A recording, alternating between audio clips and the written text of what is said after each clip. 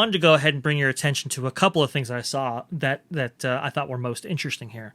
I guess the Wall Street Journal goes on to say an internal survey of Disney employees had found low morale. Look, listen, Disney could have saved a lot of money on that survey. I could have told you that there was low morale within the company for sure. But I guess they did do some internal polling, and that's what actually came up to it. But the article goes on. And according to a survey of consumer confidence by the Harris poll, which Iger followed closely, fans were falling out of love with the Disney brand. It's interesting. We have been talking about this for some time now on this channel. A lot of people, maybe they haven't necessarily, considered it or are talking about themselves, or maybe they're doing so, but maybe it's very anecdotal from their perspective, the experience with others and so forth. But on this channel, we've been bringing up some polls that haven't looked necessarily favorable towards popular support for Disney. And it's interesting how the Wall Street Journal actually brings this up. In fact, they actually go on and they include a graph here. They talk about the boos that Chapek received at D23 Expo. I thought that was very, very interesting. But you can see right here the Disney's Harris poll reputation quotient right here. You can see that they're using a couple of metrics here: fair, good, very good, excellent, and it's graphed out by year. You can see, interestingly enough, how the polling for Disney actually goes down starting around 2017. Well, what big thing happened in 2017? Kind of interesting, because wasn't that the year that Last Jedi was released? I believe it was. Kind of interesting how it kind of goes back to that with this kind of favorability survey or whatever. I'm not saying that was necessarily the thing that kind of dipped this down. I am saying that it's interesting to track these measurements along with the kind of company history at that point. But it has been going down for a while, but I will say that this decline had started actually with the Bob Iger era. Now, it dips into the very good and good over the course of the Chapek era for sure. Ain't no question about that. But I just find that very interesting how what we've been saying on this channel for quite a while now, we actually have some data to back up that the consumer sentiment regarding Disney has definitely changed and has been affected by not just what is going on within C-suite, not just what with the certain statements by Disney CEOs and so forth, but also by the products that they're producing, by the services they're offering, and so forth. Let's see. Chapek defended the changes in a Wall Street Journal interview this year, saying that the leadership required, quote, the courage to do the right things, given all the forces that want legacy. This is going into how Chapek wanted to innovate, really kind of bring the company towards new directions that may have been perceived as controversial during the Iger era, and how you basically had to have the courage to do those kind of things. Does that go in with the Axios Harris polls that we just talked about right now? I honestly think it does in some way, but in others, that's could be debated, of course. I want to go ahead and just kind of go over this real fast.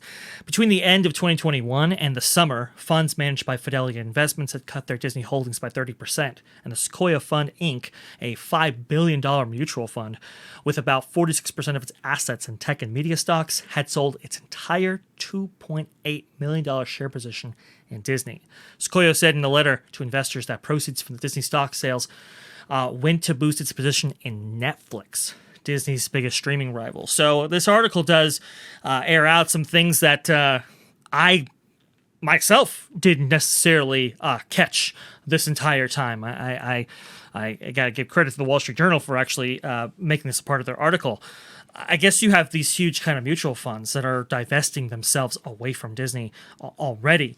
I I believe I had gone into the possibility that with Chapek's ouster might have included people like Vanguard, people like BlackRock pulling out of Disney as one of the justifications to actually get rid of Chapek, right? Maybe they were suggesting that if you don't get rid of this guy, we're going to divest our interests. Well, apparently that's already happened with some of these mutual funds. The idea that they would, sell all their, stock and buy up Netflix stock with it, that is absolutely concerning. That is not good. That is not good. The article even goes into the fact that Disney's investors consider the Disney's position right now as weak, and it kind of provides a little bit, let's say, context that suggests that the urgency of the moment, basically, right? That this is a kind of a tough time for Disney. I understand people have their wish list and so forth about what they want from Iger and all the big capital investments that could come for the parks division and so forth. But I think people really had to truly understand that this is a tough time for the Walt Disney Company. They're going through quite a bit right now, and even though it might not be immediately evident that their position is hurting, this article kind of makes clear that Iger kind of has a lot to do, and that some of his decisions and some of Chapek's decisions, he's really going to have to deal with these things going forward. That kind of rolls us into the kind of the park centric part of this article. Since we are, a kind of parks oriented channel, I'd be remiss if I didn't talk about some of these things. Quote, cracks showed in the parks business, which for the past year had been Disney's most reliable moneymaker. Profit margins shrank in the fourth quarter. Bloggers and social media influencers amplified visitor complaints about rising ticket prices. Well, I got to be honest. I guess that includes us, but c'est la vie. Market research by Disney found white visitors 55 and older souring on the parks because they viewed the company as, quote, too woke. Yeah, I mean that's definitely a thing. For sure. I have heard from many people. I wouldn't say I would limit it just to white visitors 55 and older. I would say many of the people that I've interacted with have said that they don't necessarily like the changes that are going on in Disney right now. A lot of former employees who have recently quit are saying, hey, one of the reasons why I did was I didn't agree with necessarily what the company was doing. You can insinuate what that actually means and what they were actually talking about, but a lot of people have kind of been at odds with Disney's current direction regarding a host of things, not just their wokeness or whatever. Again, that consumer sentiment report, that the surveys that are brought out by this article. I think that's definitely a thing, and I think that is hurting the margins regarding their products that they put out, whether it be their films, like we just saw with Strange World right now.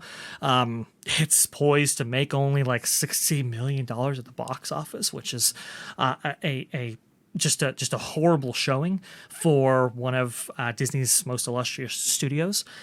We've seen Pixar's Lightyear crash and burn at the box office there, and this article actually brings to light that there are problems in Disney's theme park division as well. I guess Christine Waysons McCarthy said that that margins were shrinking, that business might not look so good in the upcoming quarters. And what are we seeing from Universal? Even Universal Creative, they are paying out big golden parachutes to some of their senior top positions within that division. And according to Screenscape, they're doing it because they're seeing recessionary effects looming in the near future. We're also seeing the Fed increase interest rates and so forth. We're seeing Six Flags really being hurt right now. I mean, I think the industry at large here is going to be facing some very difficult times. And now it's kind of Bob Iger's issue to contend with some of those issues. The article goes on to say, the returning CEO, Iger, inherits a set of big problems. Empty rooms at the Disney theme parks. The long closures of Shanghai Disney and movie theaters in China. And Wall Street demands to see profits in the streaming division. On top of that, Iger has told the board that he has another focus, finding a successor again. Goes on to say, winning back disgruntled fans might be his easiest chore. I would agree. On a Saturday afternoon in December, Iger walked Main Street in Southern California's Disneyland, flanked by executives, his wife, and security guards wearing earpieces. Quote, "I love you," passing fans yelled. Some stopped for selfies and autographs. Mr. Iger looked ecstatic, leaving associates to wonder if he ever plans to leave. That's actually something that we said. Like, that was definitely as some suggested actually in the chat with the following video that we made following that event, that it was kind of staged, right? That Bob Iger was making his kind of ceremonious grand return, public return, right? And doing it in a venue that was going to be most charitable and favorable to him. And the Wall Street Journal, well, they bring that incident out, interestingly enough. But yeah, there has been some questions on whether or not he will leave, as we've asked these questions not only here, but at the time. Like when we saw Iger glad handing it with Josh Giamaro by his side, you kind of, you look at that and you go, Willow Bay is a little bit farther away from him than Josh Giamaro in that frame. Where does his allegiance really lie here? Is it with his wife and what she wants, or is it with the company that he so dearly loves? And this article has said he can't let go. So kind of wanted to touch on those kind of few things there, because I thought they were kind of most interesting right there. I will say, yeah, with fans, probably doesn't have a problem. We'll see, though. I mean, even fans can sour of some of these things affecting the theme park situation right now regarding Genie Plus and so forth, or reservations. If that's not solved, I can see them souring on Iger and Josh Giamaro a little bit. But we'll see if that actually materializes.